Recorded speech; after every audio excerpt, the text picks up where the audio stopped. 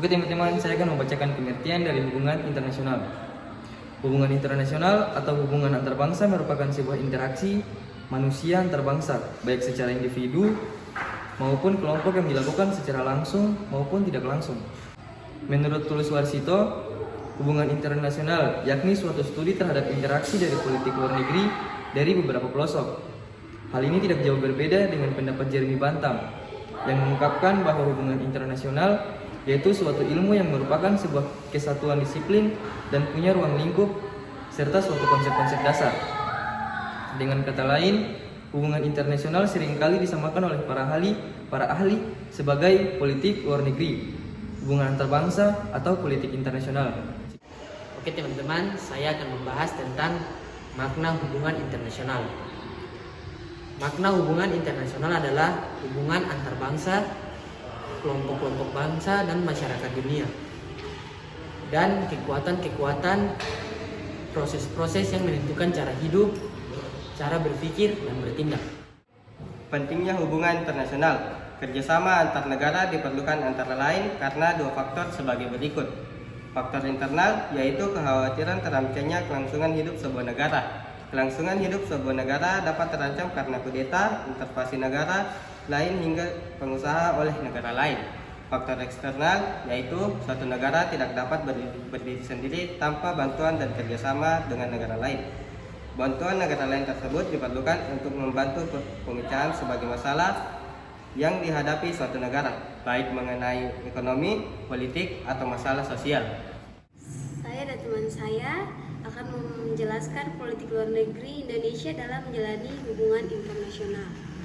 Setiap negara memiliki kebijakan masing-masing dalam melaksanakan politik luar negeri. Kebijakan politik luar negeri Indonesia tidak terlepas dari pembukaan Undang-Undang Dasar Negara Republik Indonesia tahun 1945. Pada alinea keempat, berdasarkan kemerdekaan, perdamaian abadi, dan keadilan sosial. A. Politik luar negeri bebas dan aktif. Indonesia memiliki prinsip politik luar negeri bebas dan aktif. Bebas dapat diartikan Indonesia bebas bergaul dengan negara manapun tanpa mengikatkan diri pada salah satu blok, yaitu blok barat atau timur. Aktif dapat diartikan Indonesia aktif bekerja sama dengan negara lain dalam bentuk perdamaian dunia. Yang mencetuskan politik luar negeri Indonesia, Ir Soekarno dan Muhammad Hatta pada tanggal 2 September 1948, 3 tahun setelah Indonesia merdeka. Garis besar politik luar negeri Indonesia tentang ketidakberpihakan atau non-alikmen berdasarkan sejumlah dokumen adalah sebagai berikut.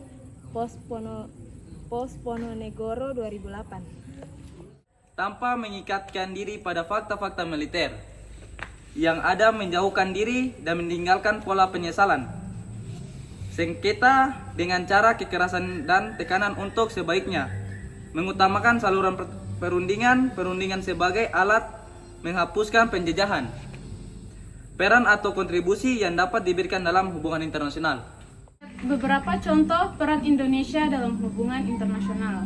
Yang pertama, Indonesia memperkasai Konferensi Asia Afrika pada tahun 1955. Dua, Indonesia memprakarsai Gerakan Non-Blok pada tahun 1961. Tiga, terkait dengan upaya perdamaian dunia, Indonesia mengirim pasukan untuk misi perdamaian PBB. 4. Indonesia aktif dalam berbagai organisasi regional maupun internasional.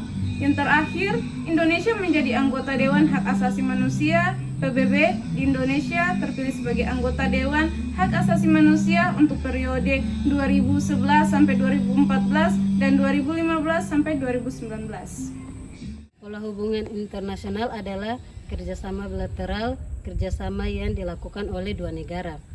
Kerjasama Indonesia dan Vietnam, kerjasama Indonesia dan India, kerjasama Indonesia dan Jepang.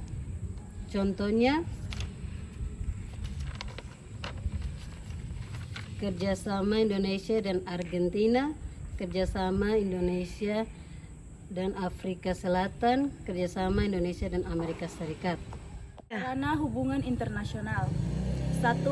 Diplomasi, yaitu proses komunikasi antar pelaku politik internasional. 2. Negosiasi perundingan antara negara tanpa melibatkan pihak ketiga, biasanya bilateral atau tanpa negosiasi. 3. Lobby adalah kegiatan politik yang dimaksudkan untuk mempengaruhi negara tertentu. 4. Propaganda, suatu usaha sistematis yang dilakukan untuk mempengaruhi pikiran, emosi, dan tindakan suatu kelompok ekonomi. Sarana ekonomi dapat dipakai saat masa damai. 6.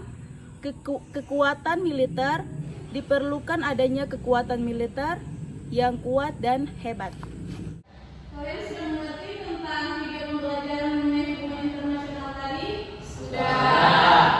Kalau sudah mengerti, sekian dan terima kasih. Itulah video hubungan internasional. Semoga bermanfaat bagi teman-teman. Terima kasih.